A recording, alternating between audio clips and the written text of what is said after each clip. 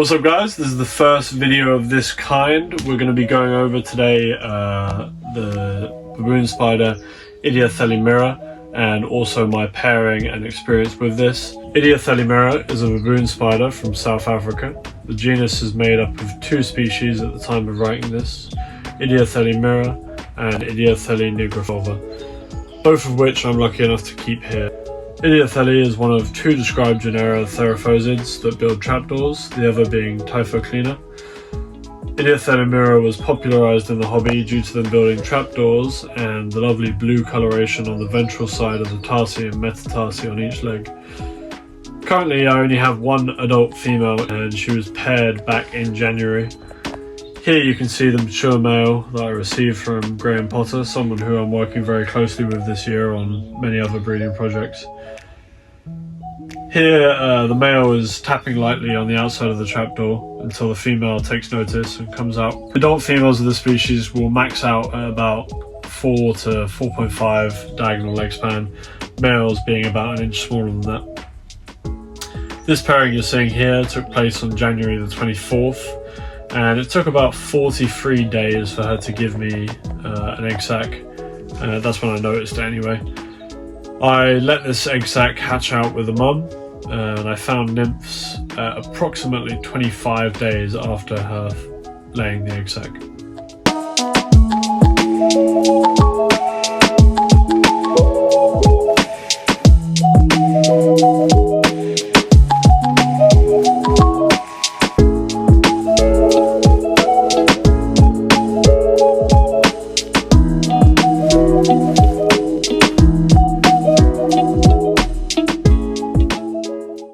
Alright guys, it's now the 21st of April. Get rid of that. 21st of April. And we're now going to go in and separate the slings from the mum. So the first bit of the process is going to be getting that hide off. We're going to be using these. These are special hide removing equipment. They're very specialised. You can get them in the spider shop. Not sponsored. What we've done is last night I went, a day or so ago I went and put some pre-killed prey in there, pre-killed wax worms. Tarantulas will often take the food and lower it down for their slings.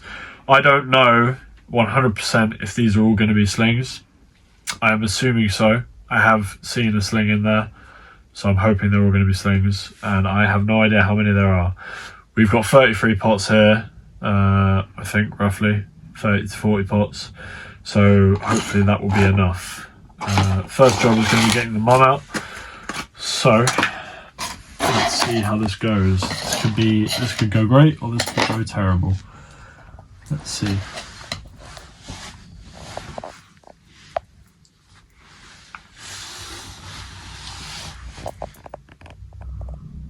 Okay, so that's interesting. Just going to make sure we've got no slings on here. So you can see how the entirety of her burrow was all made of web. You can actually see moving in there. This is going to be really tricky actually.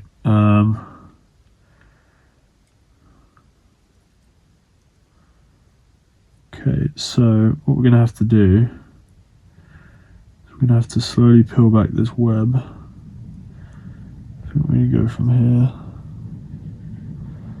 If we can try and get her out now, that would be perfect.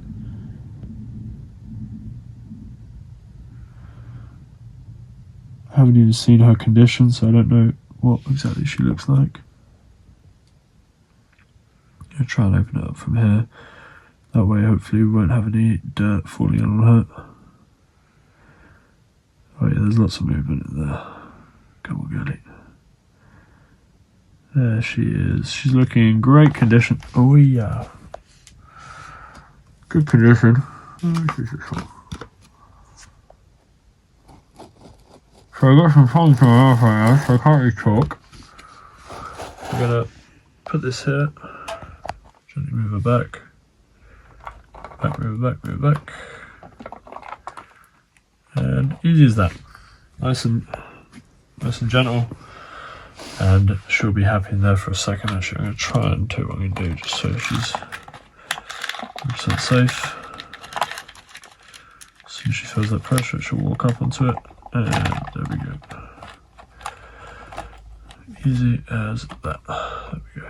Lovely little female, and you can tell that I fed her because her condition is fantastic, really, considering she's just had a load of slings. She's looking lovely.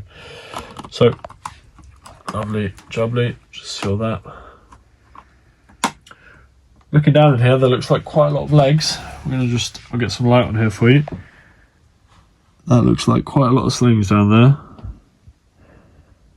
I think we're gonna need more parts. Oh my goodness. They look fantastic, actually. Lovely, okay.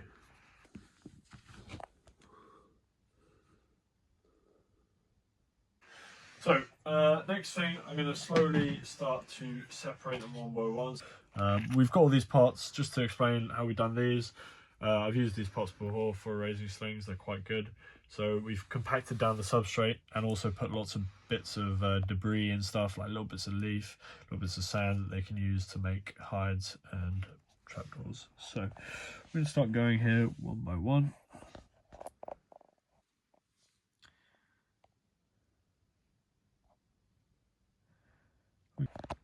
Depending on how long it takes.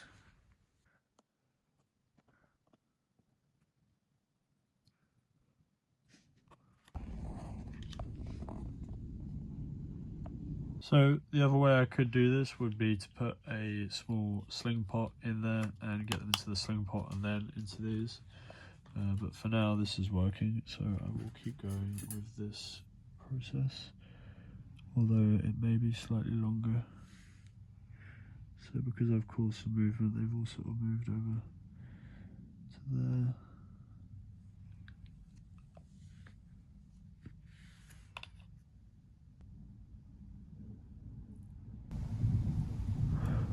Just peeling back this webbing gently.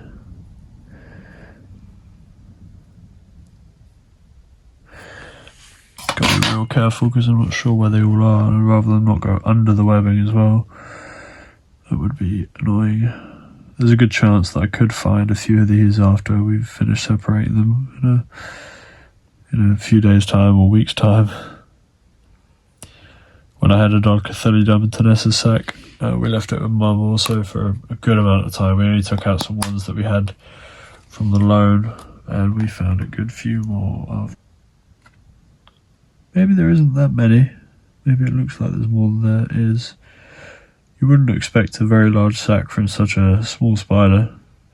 You probably wouldn't expect the slings to be this big from a spider that doesn't really get very big. These are pretty much the size of Harpactira pulchripes slings, really.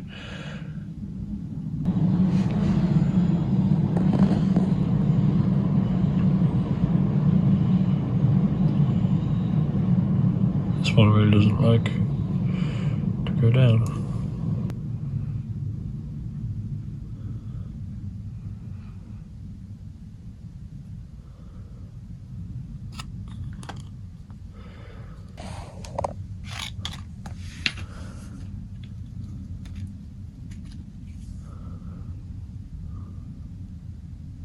There's no pre-killed prey in here.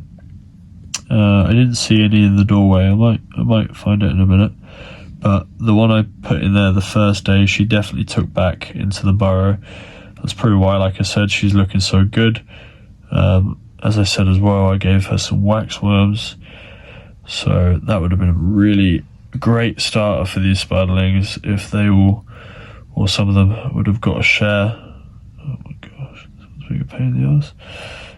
I've seen with diamantinensis and other baboons, and I know it's fairly well documented in Balfouri, although they are a slightly different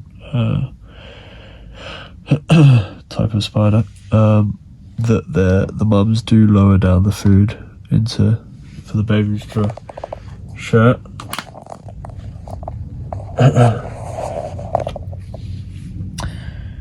So getting there. In a lot of my videos coming up, you probably I can't hide it because it is habit. I do use my hands quite a lot for even spiders such as these old world baboons. I don't recommend it. I don't think it's smart. If I were to ever take a bite, it would be my own fault, and I do try to avoid it. As you can see, I'm not getting that out on my fingers, but I do believe as long as you're calm and you're not trying to put the spider in it so it doesn't feel like its life is in danger or going to come with any harm, you're certainly unlikely to get bitten. But there is unlikely and there is 0% chance, and if I'm not using my hands there is 0% chance. So I'll let you guys decide what you think of that.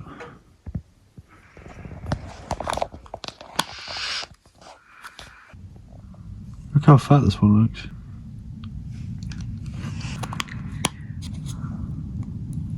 So hopefully you all enjoyed that. We just got finished. Final count, 33 here, and then plus 2 more, which we had to make a few more. So we're only 2 off, miraculously. That was a total guess. Well, it wasn't a guess, it was just the containers we had already pre-drilled holes. So I'm going to keep these on one of my hot shelves now, just for a little bit. And then in a couple of days I'll try and feed them all again. Some of them are noticeably, all that pre-killed food is totally gone. So that was really great. Definitely recommend doing that. I always try and feed the mums anyway, and she's looking pretty healthy. I'm gonna get her back in the enclosure now. Not too worried about her at all. She's looking in great condition. She would have had lots of water, so we're just gonna pop her back. She should probably go straight down that burrow. I haven't really changed her enclosure at all. There we go, just like that. So yeah, that was pretty much it. Great result. Lovely spiders. You can't really expect many more than that, 35 from such a small dwarf species. I have heard reports of more than that, but I'm very happy with that. So a load of these will be going to my friend Graham, and the rest will be mine. I'm going to keep at least 10 for myself, and then the rest they will be coming with me to the London show at Kempton.